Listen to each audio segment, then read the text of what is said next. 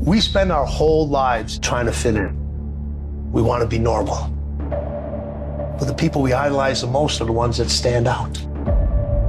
If you want to be great, you want to be the baddest motherfucker ever at what you do, you're gonna be misunderstood by everybody because you're gonna be so fucking obsessed and so driven to get there. That's what it takes. When you are misunderstood to the point where people think you're psycho and you're nuts and you're this and that, why are you in the fucking gym at 1 o'clock in the fucking morning? What's wrong? When people don't understand you anymore, you're in that spot of obsession and drive. To be the best at what you do, you have to be unbalanced to find every bit of fucking energy and strength that you have to pull it off. And it takes being fucking obsessed to where people think you're crazy.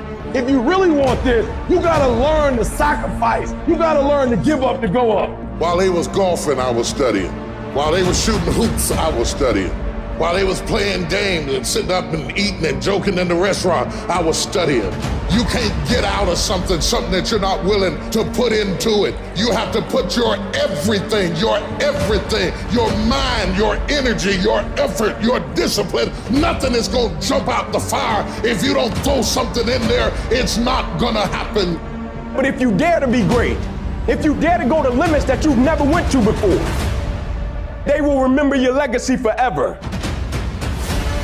You know what you gotta do to get to paradise? You gotta fight like fucking hell to get to fucking paradise. Paradise starts in hell. It's the ones that can fight, the ones that come back, those are the ones that succeed.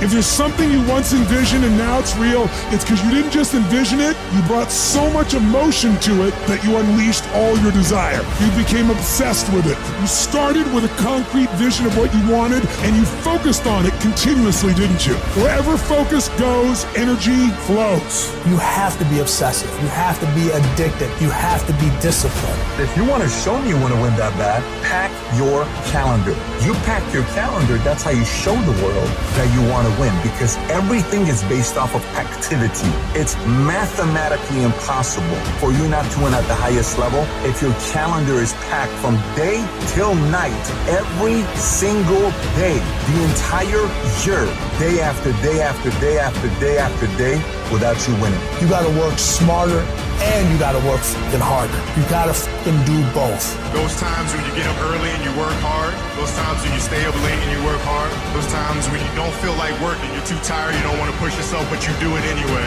That is actually the dream. Greatness is not something that you meet once. It's something that you meet thousands of fucking times in your life, and you don't reach it if you're not constantly in constant fucking pursuit of greatness. And when you do this long enough, winning becomes not something that you aspire to do. Winning becomes who the f*** you are. Ask yourself, what remarkably stupid things am I doing on a regular basis to absolutely screw up my life? What would happen if you just stopped wasting the opportunities that are in front of you? Because you're not everything you could be, and you know it. And you could be way better. You could be incomparably better across multiple dimensions. Easy choices, hard life. Hard choices, easy life.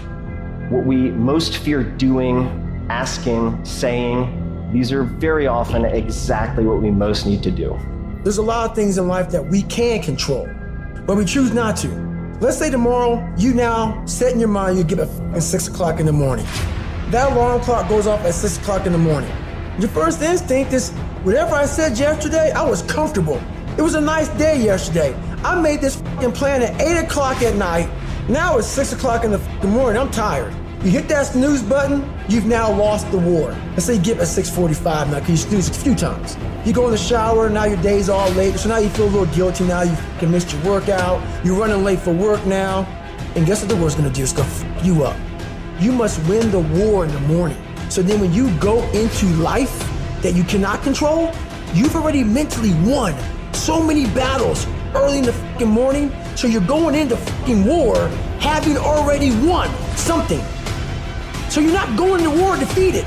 You're going to war knowing, I did my push-up, I did my sit-ups, I read, I meditated. Whatever the you do, you're prepared for what the life is gonna bring you. You have to be that person who, no matter what's going on, still says, fuck it. I am gonna do what I have to do to get to where the I have to go. I don't think about getting up. I just fucking get up. And you just do it. You make it a habit.